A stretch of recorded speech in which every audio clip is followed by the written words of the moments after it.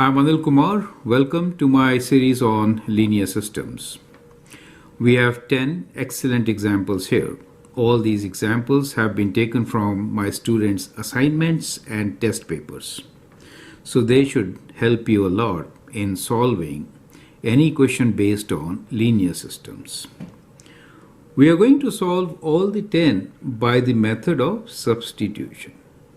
You may find that some of them are better to be solved with elimination. However, we'll focus on this method of substitution to solve in this particular video.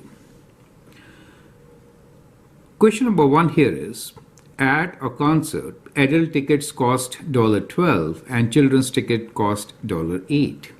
If $9.60 was collected from sales of 90 tickets, determine the number of children's tickets sold, right? So first step is to define variables.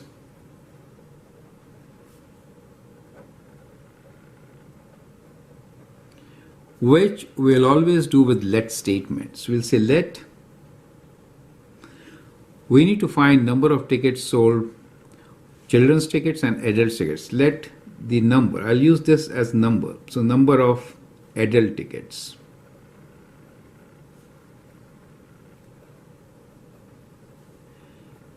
Be A and number of children's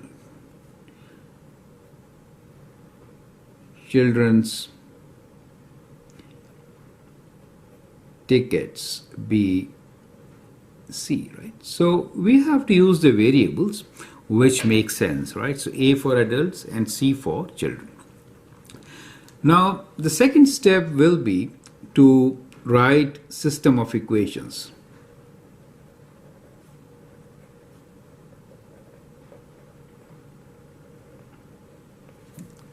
Which comes straight from the statements given here. It says at the concert, adult tickets cost $12 and children's tickets cost $8. If $960 was collected from the sale of 90 tickets, that means total is 90. So that really tells you that A plus C is equal to 90. So this statement which says that was collected from a sale of 90 tickets, right? So that is the total number of tickets. The other statement which gives you the second equation is the cost itself. So $960 is to be associated with the cost of the ticket, right? So $12 for each. So A tickets sold, that means 12A plus 8 times C, number of children tickets sold, should give you $960. Does it make sense to you? So we get two equations. We are going to number these equations as equation number 1 and 2. So let me write this as equation 1 and this as equation 2. So this is our second step. Now third step is when we are using the method of substitution, we have to write one variable in terms of the other. So we need to isolate variable.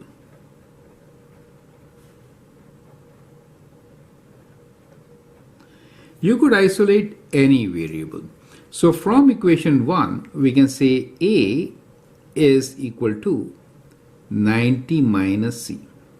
Now why did I isolate A? The question says determine the number of children's ticket, right? So since we need children's tickets sold, I'll rather keep my equation in terms of C, right? This we get from 1, right? So this is from 1, you get A is 90 minus C, correct? Now in the method of substitution, we need to substitute this in the second equation. So I'm calling this as my equation number 3. Correct? Now the last step here will be sub 3 in 2. So when you substitute 3 in 2, you get equation only in terms of C. So A is 90 minus C. So we get here 12 times 90 minus C. So we replaced A with 90 minus C plus 8C equals to 960. Is that clear? Now we get one equation in terms of one variable, which in our case is c. Then the final step here is to solve for unknown. So in this case it will be c, right? So let's solve for c. So let's take this equation here. I'm going to rewrite this. It is 12 times 90 minus c plus 8c equals to 960. So apply the distributive property, open the bracket. If you want, you could simplify this dividing all by 4 also at this stage. You could do that, right? So we can use the calculator also to solve this particular question. Is it okay? So for all these questions, we'll need calculator. Okay, so we'll do 12 times 90, which is 1080, minus 12c plus 8c equals to 960. So let's bring numbers on one side. So we have 1080 minus 960 equals to these variables on the other side, 12c minus 8c. Is it okay? Now let's do the takeaway. So 1080 minus 960 gives you 120 equals to 12 minus 8 is 4c. We can divide by 4 now. So we get 120 divided by 4 equals to c. And when you divide 120 by 4, you get 30. So we get the value of c, correct? So we'll call this as our equation number 4. So in this particular case, we only want to know how many children's tickets are sold. So c is 30. So 30 tickets sold, we get our answer. So the last step is to write down the answer. It's very important, right? So, and in a statement form. So answer here is that it says determine the number of children's tickets sold. So it is number of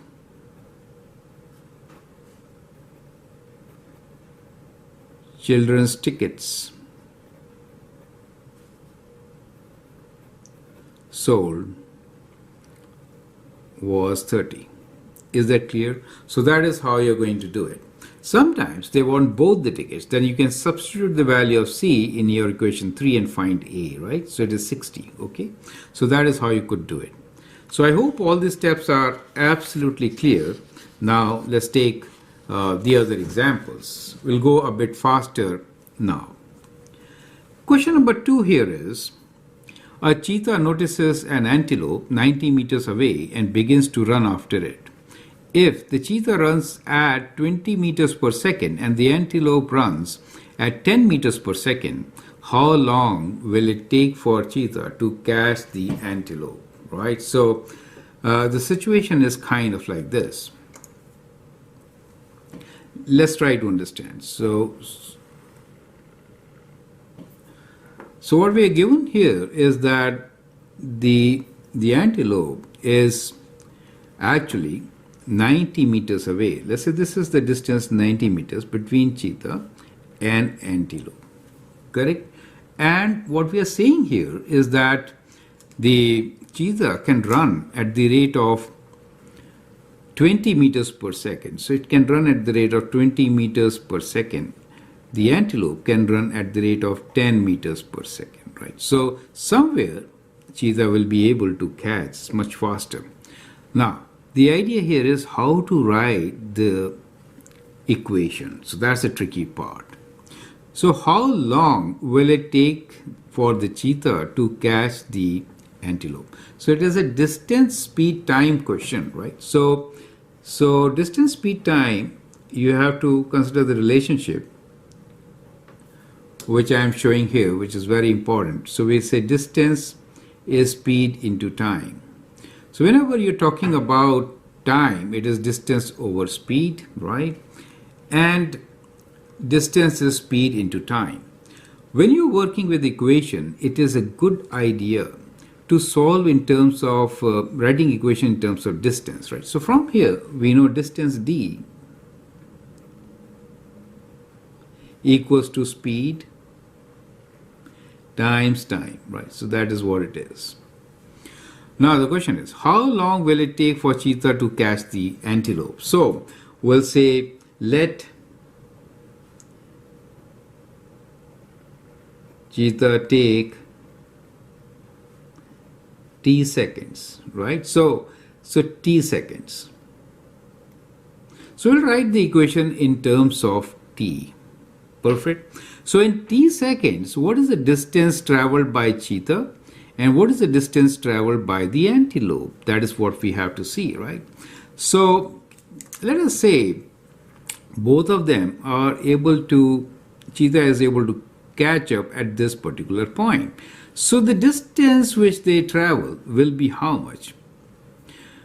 Well, cheetah needs to run a distance of 90 plus, let us say this distance is x, right? And the antelope runs a distance of x only. Do you see that? Correct? So that helps you to figure out how to solve this particular question, right? So let's write down the equation. So we have done part one, that is we have defined one of our variables, which is t. Now second part here is we actually get two equations both in terms of time. One is that we have to see that x is the distance run by the antelope, right? So x distance is equal to the speed of the antelope, which is 10 meters per second, and the time t, right? So it is the speed of the antelope and 10 times t, right? So that becomes distance equals to speed into time, right? Now, the other equation you will get that cheetah runs 90 plus x, right? So for cheetah runs 90 plus x. So we have 90 plus x equals to speed of cheetah, which is 20 times t. Do you see that? So we get two equations in terms of distance. So I have avoided fractions. So let me write down here, avoid fractions.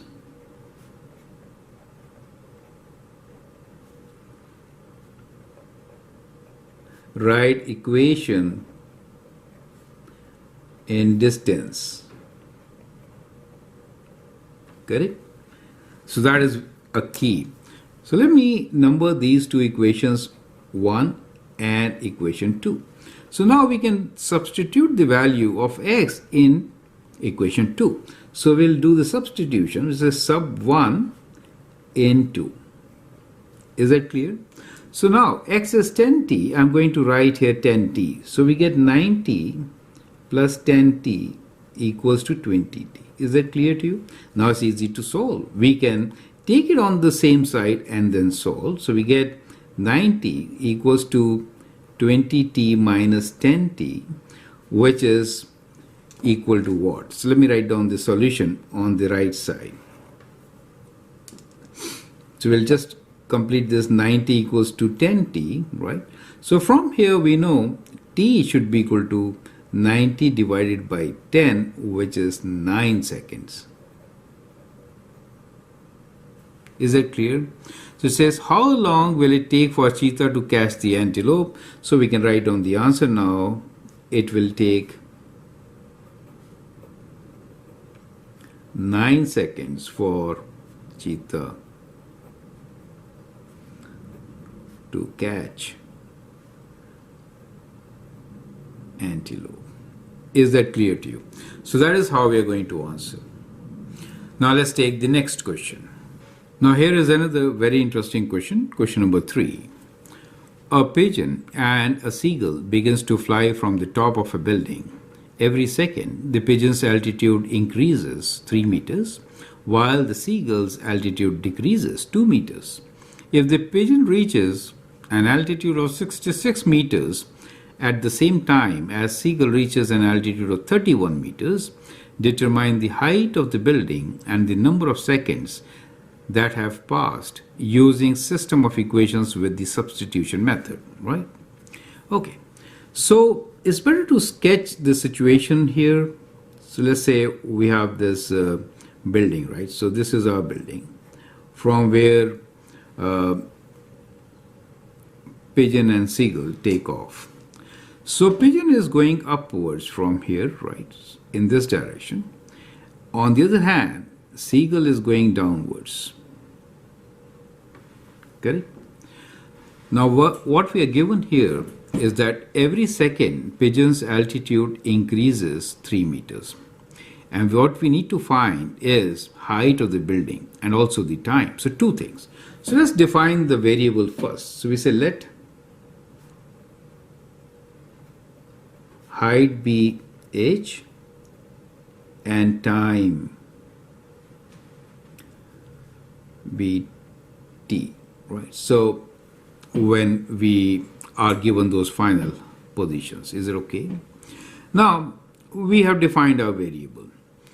So as far as the pigeon's height is concerned, it is increasing 3 meters every second, right? So we can say that the y value, so we'll say in this direction, it is the y value for the pigeon. So y is equal to, this is for pigeon, right? So y value for pigeon is basically whatever this height is, right? This is height for us,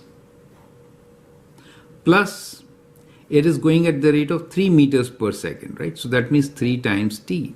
So it becomes h plus 3t. Is that clear to you? On the other hand, as far as the seagull is concerned, it is going down. So the y value for seagull is h minus 2t. Since the seagull is decreasing means negative by 2 meters. Is that clear to you? And the first case, increasing by 3 meters. So you add 3 times t. Every second, right? 3 meters per second. So you get your two equations.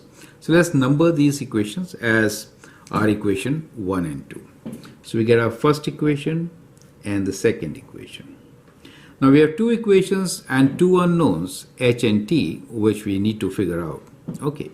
So we are given these two heights also at time when the situation is given. The height of the pigeon is given as 66, right? So the height of the pigeon is 66 meters. So I'll write this as 66, and that of the seagull is 31 meters. So I'll write this as 31, correct? So in our equation 1, we kind of have it like this, that h plus 3t is 66 and h minus 2t is 31, right? Now, we need to solve this equation with substitution. So I need to isolate h. So from equation 2, we can say h equals to 31 plus 2t, right? So we have isolated one of our variables in terms of time, and now we'll substitute, right? We'll sub 3 in our equation number 1. That's the key, right? So when you sub h in equation number 1, we get 31 plus 2t plus 3t equals to 66. Is that clear to you, right? So what we did was, we substituted this value of h in here. Is it clear? So we get 1, and you got only one unknown, which is time, t here, correct? You can always solve for it. Take 31 to the other side. So we get 5t equals to 66 minus 31, right?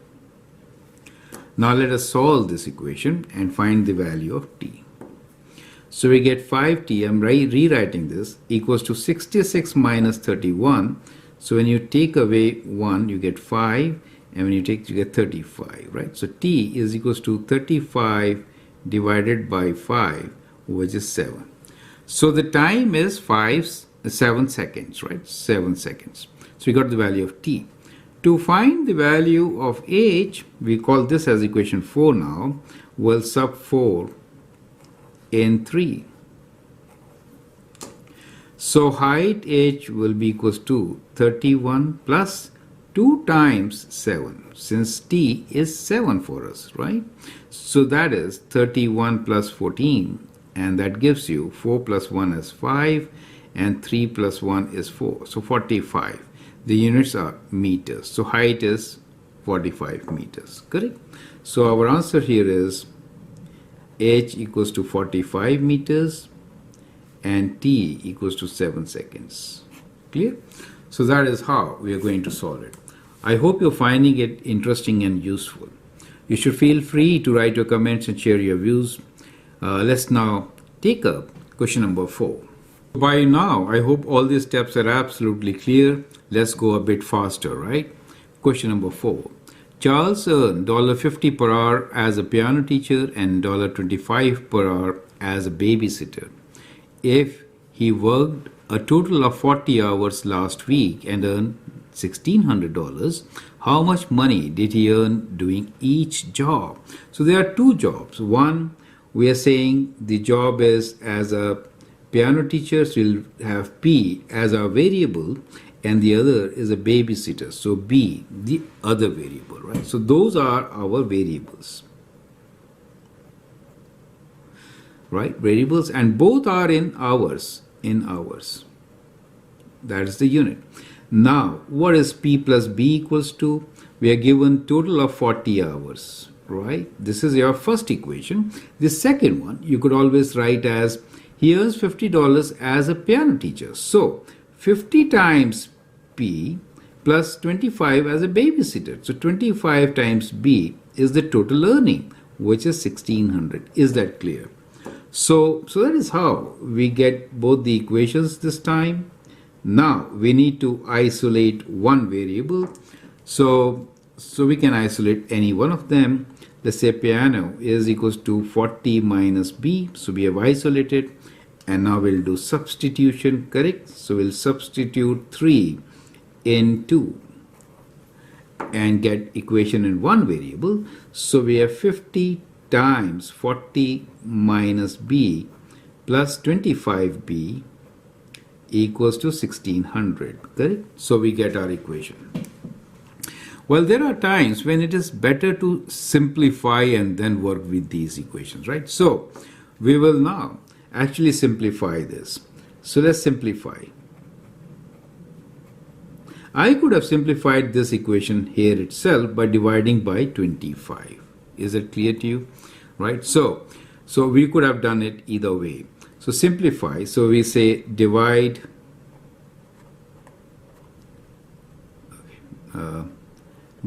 by 25, right? Each side. So if you do that, let me rewrite the equations. So when you divide by 25, you get 2 times 40 minus B plus B equals to 25. 4 is 100, and then you can multiply this 16, right? So we'll do 1600 divided by 25, which is 64. Correct? So we have divided everything by 25. Clear?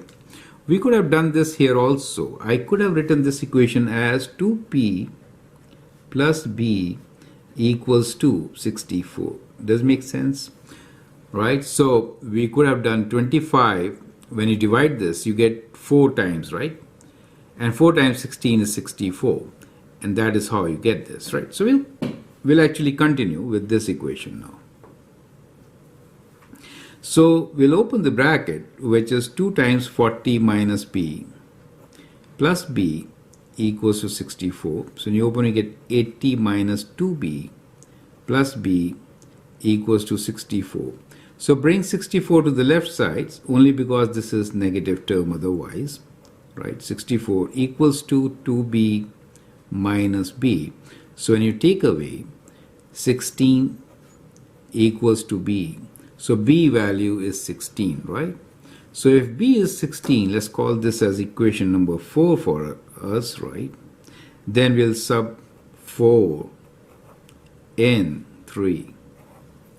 So we get the value of P as equals to 40 minus 16, which is 4 and then 3 24, correct? So now we can write down our answer, that how much money did he earn during each job? We have to write the money earned, right? So these were the hours worked, right? So now we have to write money earned. So for piano, the rate is $50, correct, per hour, and the time is 24, right? So the money earned is 24 times 50, correct, which is 1200. And for the babysitter, it is 25 times the time taken is 16. Do you see that? So for babysitter is 16 times 25. So you could write 4 times 4, so 400, right? So the answer here is for piano, it is $1200, and for babysitter, it is $400. Is that clear to you? So that is how we could do it, and you can check your result that if you add them, you do get 1600. So that makes sense. Perfect. So that is how you're going to solve this question. Hope all the steps are absolutely clear. Let's move on and take the next question now. Question number 5. If 3 chickens and 2 ducks weigh 29 pounds and 3 chickens and 10 ducks weigh 85 pounds, find the weight of 1 chicken, right? So we say we can define the variable saying let weight of chicken be C and that of duck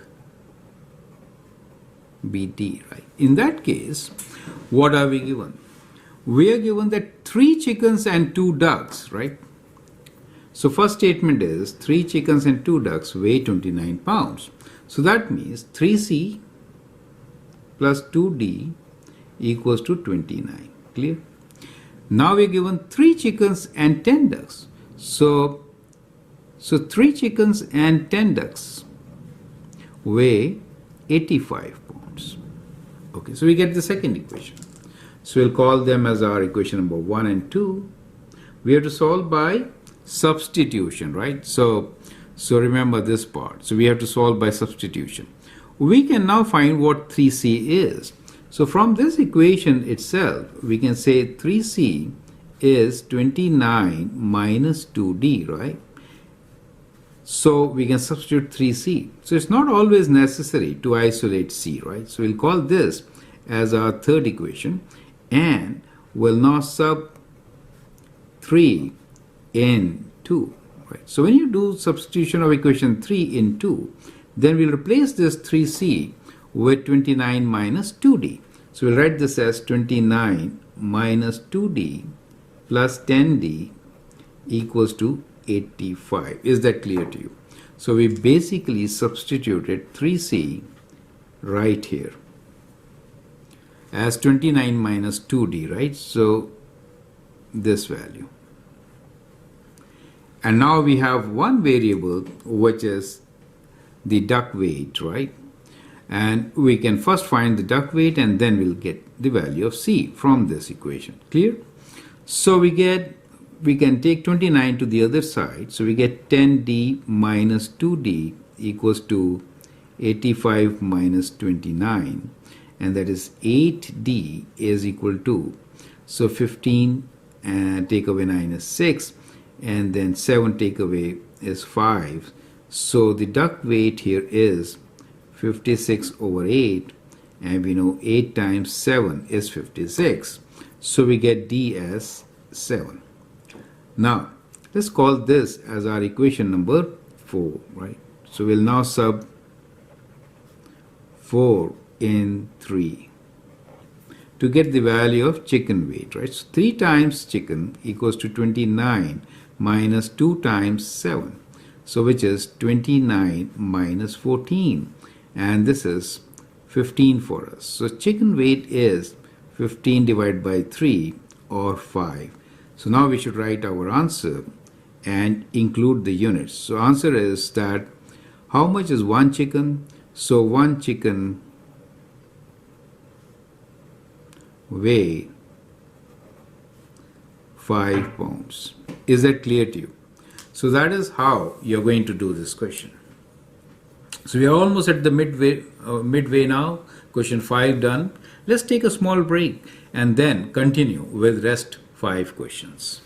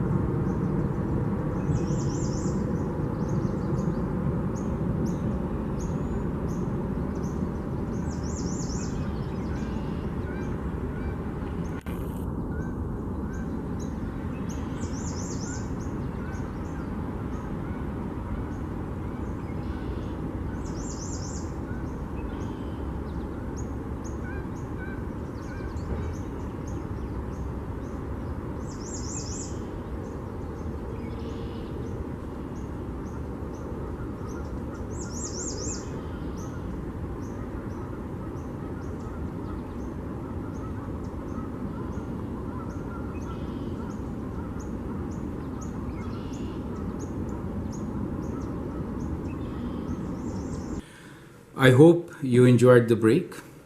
Now let us see how do we solve questions by both substitution and elimination. Question number 6 is the sum of the squares of two numbers is 35, 38 and the difference of their squares is 20, 80. Determine all possible values of the numbers.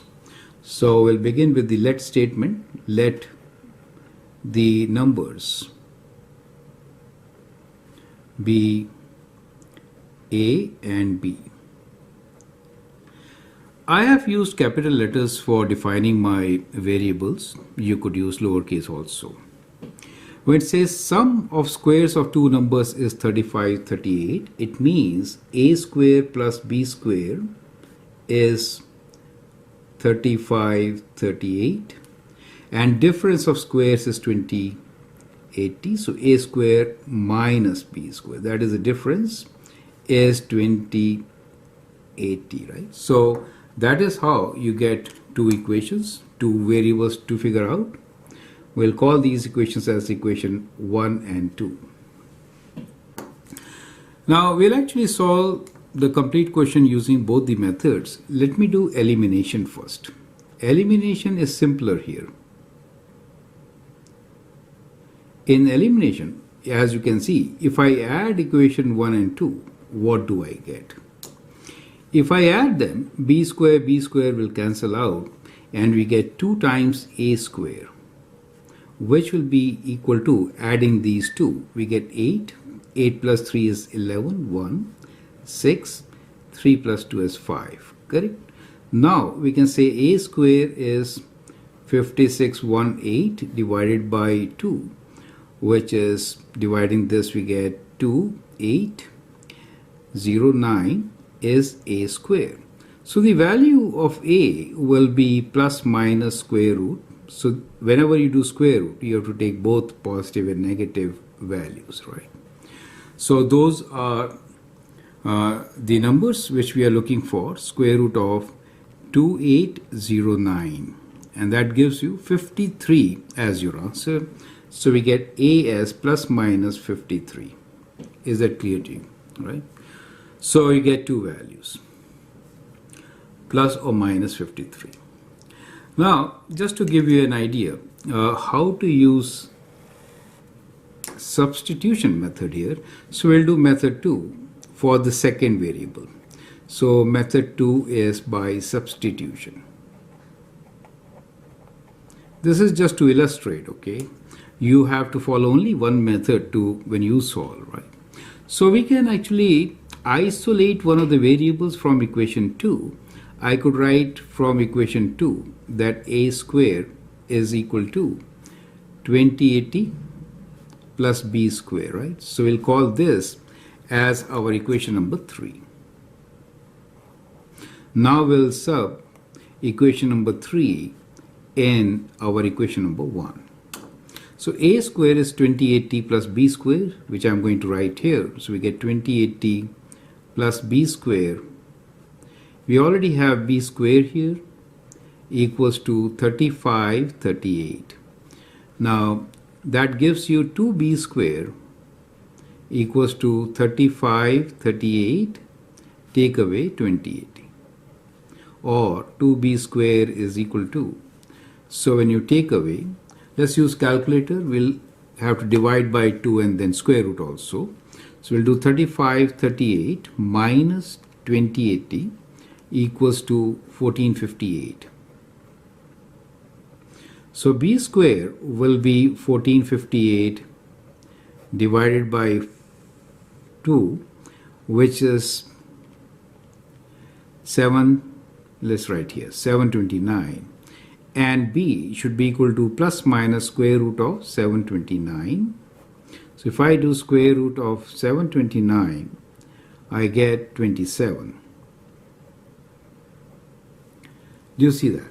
So we get plus minus 27 as our answer, right? So the two numbers could be, for A could be plus minus 53, right? And for B it will be plus minus 27. So we have our answer here, and that is A equals to plus minus 53 and B equals to plus minus 27. So that is how you could do it. Now it's very clear you could follow any one method and solve, right? So sometimes elimination is better. However, we'll solve all the questions with substitution but show you elimination on the side, just as we did here. Is that clear to you? Okay, let's take the next question, which is question number 7. It says the denominators of two fractions are 4 and 5. The sum of the fraction is 43 over 20, but it is 19 over 10 if the numerators are switched. Determine the numerators, right? So here, when you define the variables, we say let the numerators be a and b, right? So in that case, we know the denominators are 4 and 5. So then we said the denominators of two fractions 4 and 5. So we have the fractions are a over 4 and b over 5 are two fractions. Clear? Now we can write the equation. The statement here is the sum of the fraction is 4320. That is to say, a over 4 plus b over 5 is equal to 4320. But it is 1910 if the numerators are switched. That means if we switch them, we bring b here, right? And a on the other side. If we swap them, we get 19 over 10. So that gives us two equations. Is that clear? Right?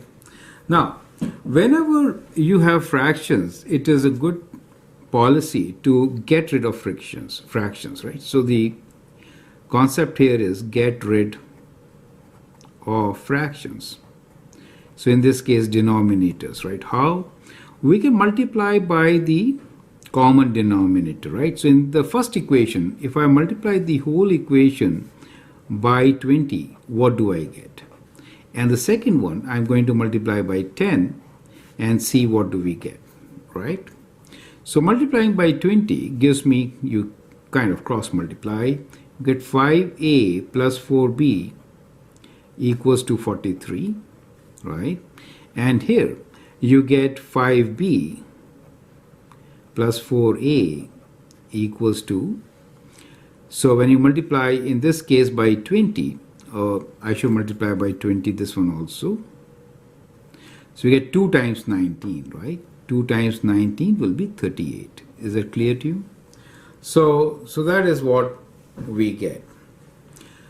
Now if you look into this, isolating a or b will again lead to fractions, correct? Right? So how could we go about? Now we could write, because we need, let's say, b, we need 5b here. Okay, So let's isolate what b is from this place. So we have 4b equals to 43 minus 5a, and then we can divide by 5. Is that clear? We could do that. So substitution is kind of complicated. In this case, elimination method is much simpler. You could multiply the first equation by 4, second by 5, and then eliminate. That was simpler. But let's continue with substitution method since this is more difficult. Okay. So what we will do here is basically isolate one of the variables. So we can write this as 4b equals to 43 minus 5a, right? 4b is this. So that means b is equal to 43 over 4 minus 5 over 4a. Clear? So we get b. We'll substitute this value of b in the second equation to solve for a, right? So when I substitute b here, we get 5 times the b value is 43 over 4 minus 5 over 4a, right? Plus 4a equals to 38. Is that clear to you? So that's what we get. Now we need to simplify this. So since we have this denominator of 4, we can actually multiply everything by 4 and then rewrite our equation, right? So if I multiply by 4 everything, I get 5 times, here we get 43 minus 5a, right? Plus 4 times 4 is 16a equals to 38 times 4. 4 times 8 is 32, 2, 3. 4 times 3 is 12 and 3 is 15, right? So we get 152. So let's use calculator. We have 38 times 4 equals to 152. Now we will multiply these numbers, isolate a and solve for it. Okay, so 43 times 5 equals to 215. So we get 215 minus 25a plus 16a equals to 152. Okay. So let's take it on this side to solve for a. So we have 215 minus 152 equals to 25a minus 16a, correct? So we took these a values on the right side, and now 215 minus 152 equals to 63, and 25 minus 16 is 9.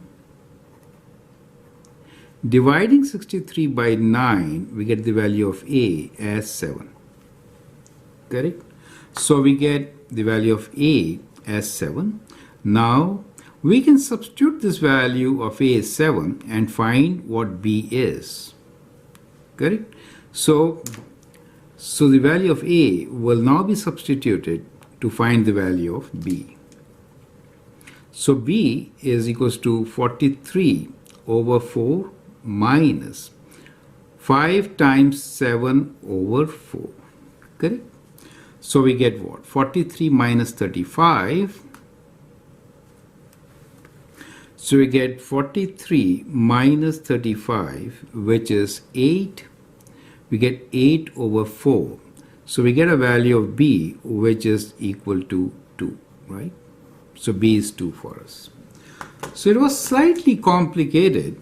However, we finally really got the answer as a equals to determine the numerator. So the numerators are a is 7 for us and b is 2 for us, correct? So that becomes the answer.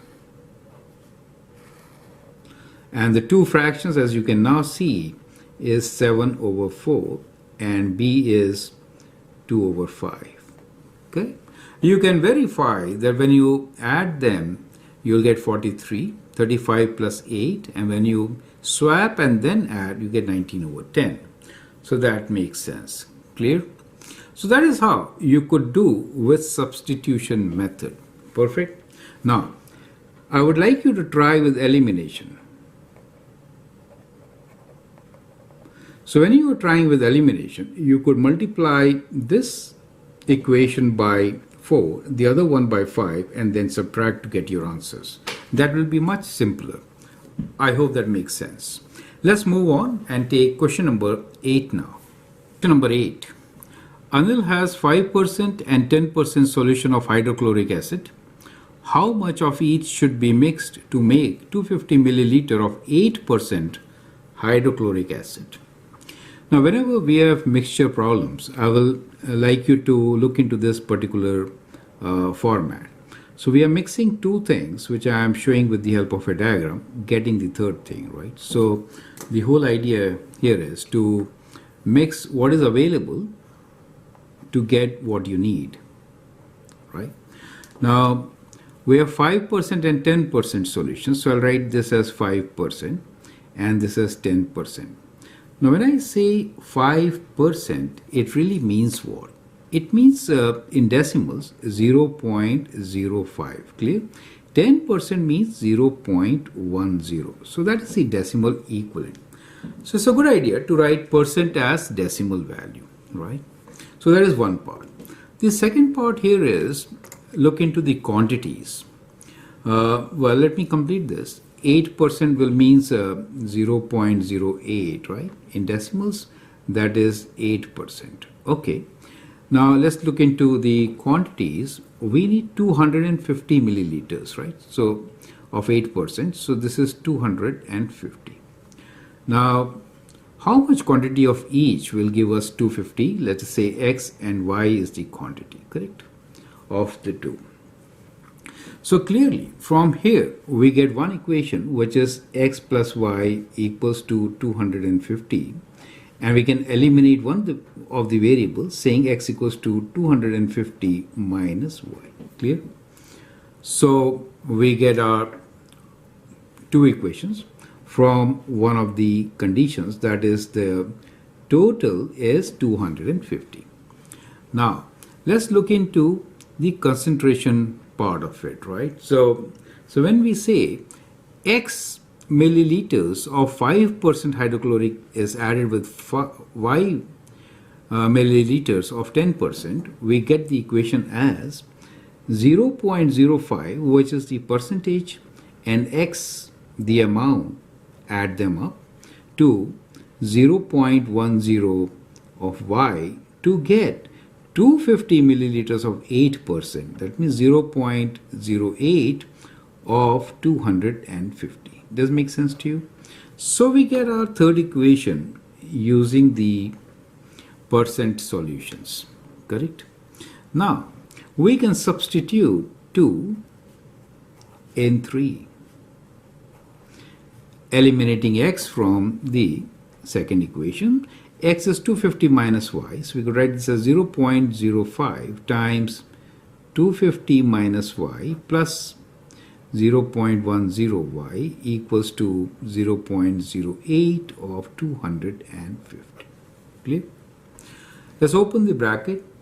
We'll use calculator again. So 0.05 times 250 equals to 25 by 2, which is 12.5, minus 0.05 Y plus 0.10 Y equals to 0.08 times 250.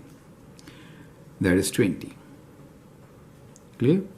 Now we can combine the Y terms and the constant. So we get 0.10 Y minus 0.05 Y equals to 20 minus 12.5. Correct? So that is 0.05 Y, and this is equal to 7.5. Correct? So we can now divide 7.5 by 0.05 to get 150 as Y value.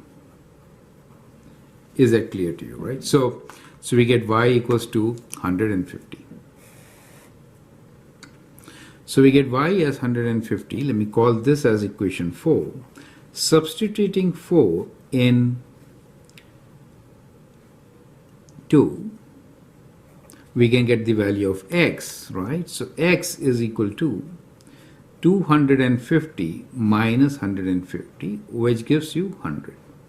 So we can now write the answer, which is, we want to find how much should be mixed, right? So x for us is 100 and x is 5%, right? So we have 100 milliliter of 5% and we have 150 milliliters of 10% hydrochloric acid, right? In short, HCl. So that is how it can be solved. Now, as you can see here, this small diagram helps you to understand how to write equations, visualize the situation, and solve the problem. Perfect. Let's take up the next question now. Question number 9. Peter rows 9 kilometers downstream in 2 hours and 8 kilometers upstream in 4 hours. Determine his average rowing speed and the speed of the current. So this is a very popular question. Let's say that is the river which is flowing in this direction. So we are given that going down by 10 kilometers, let's say up to here, it takes 2 hours, right, which is 10 kilometers. On the other hand, moving up to only a part of it, which is, let us say, 8 kilometers, it takes 4 hours. So that is the situation given to us. Now, why is it so? It is so because the average speed is same. So we can write here, let average rowing speed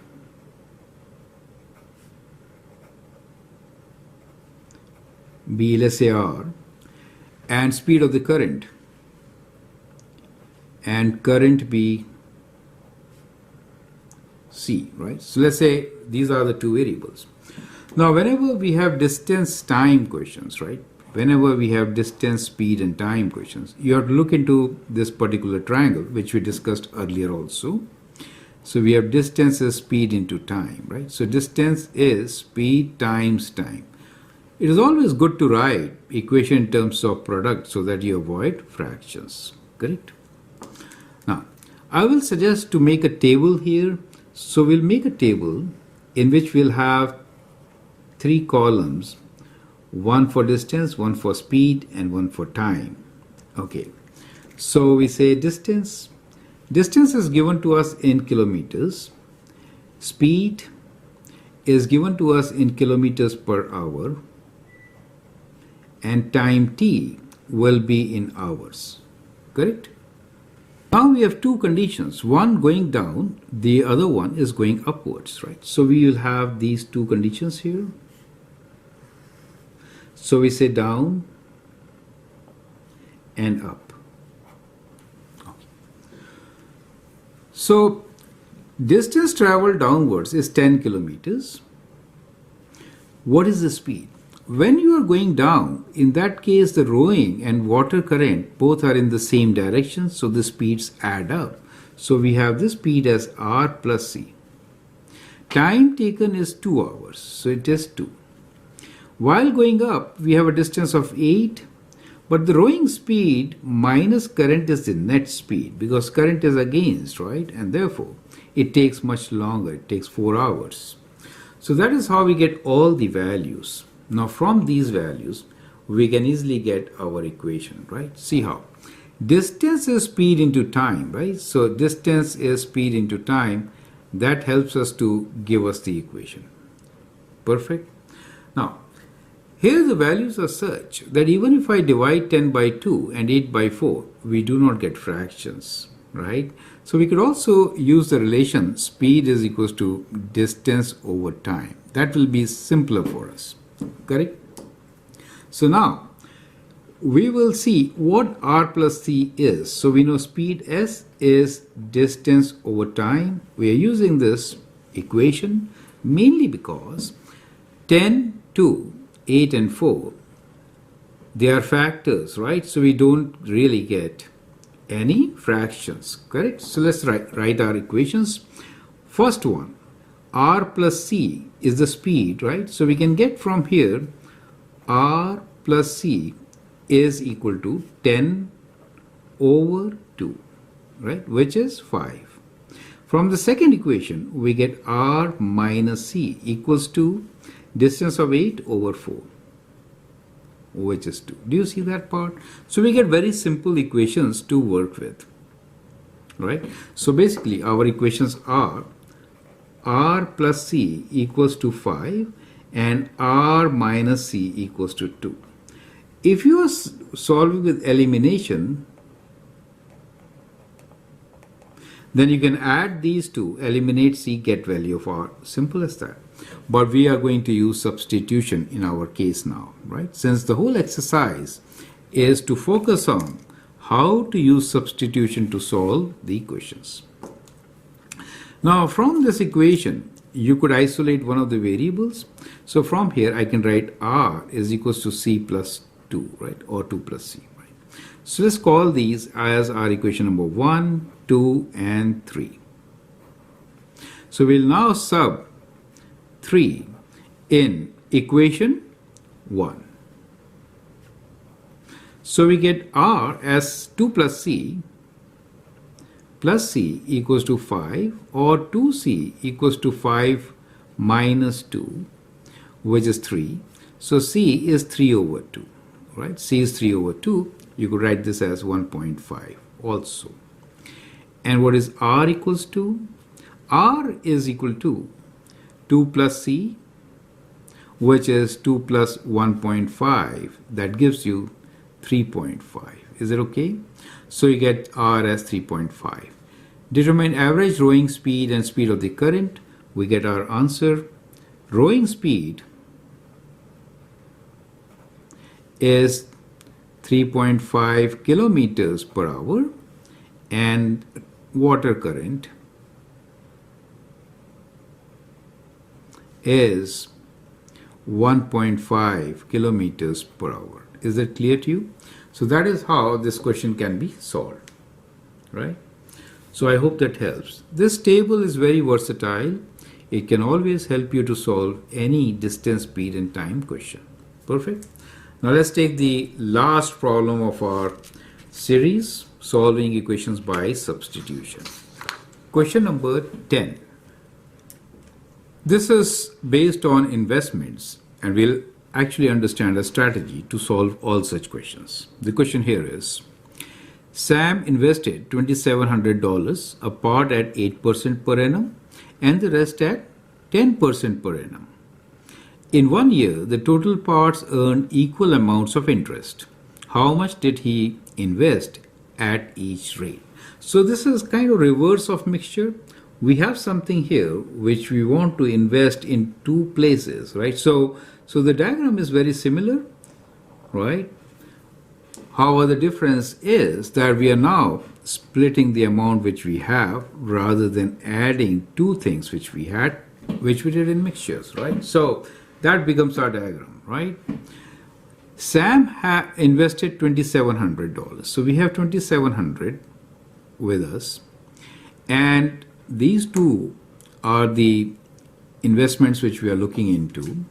So here there's one investment of 8% and the other one 10%. So 8% and this is 10%. Is it okay? 8% we'll write 0.08 and 10% 0.10. Clear? Okay. We are actually interested in finding out the amounts X and Y which are invested in these. Right. So total is 2,700. So clearly X plus Y should be 2,700. So we get X plus Y equals to 2,700. So we can now write what X is. It could be 2,700 minus Y. So we get these two equations. We'll call them our equation number 1 and 2. The second equation, rather the third equation which we get, is based on the condition given to us. In 1 year, the two parts earn equal amount of interest. So what is interest? Interest is basically equals to PRT, principal, rate of interest, and time, right? In our case, T is equal to 1 year. Since in 1 year, T is 1, right? So principal amount is this X in the first case, and rate is 8%. Do you see that? So that is what is there, right? So interest in first case is equal to the amount X times 0.08, right, times X. And interest in the second case will be 10% on Y, right? So 0.10 on Y. We are given that I1 and I2 are equal, correct? So that is what is given to us. So we can equate this and we can say 0.08x equals to 0.10y. Clear? So that should help us to solve this particular question, right? Now, since we know x is 2700 minus y, we can eliminate x by substituting the value, right? So we'll see this as our equation number 3. Substituting 2700 minus y for x, we get 0.08 times 2700 minus y equals to 0.10y. Now we have equation in one variable which we can solve. So let's do it on this side. We'll use again the calculator. So we have 0.08 times 2700, which gives us 216. So we get 216 minus 0.08y equals to 0.10y. Correct? So let's take it on the right side. We get 216 equals to 0.10y plus 0.08y.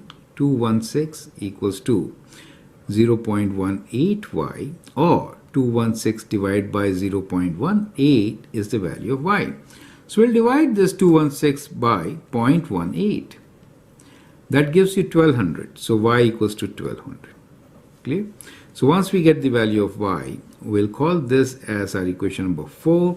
Now we'll sub 4 in equation 2 to get the value of x, which is 2700 minus 1200. Is it okay? So we get this value as 500. So our answer here is that $500 is invested at the rate of x is 8%, right? And $1,200 were invested at 10%. Does it make sense to you? So that is how we could solve it. So I hope with this you understand very clearly how to solve a linear system using the method of substitution. In many cases, you could use the method of elimination also, but we'll take a elimination method in a separate video. Feel free to write your comment, share your views, and if you like and subscribe to my videos, that'd be great. Thanks for watching and all the best.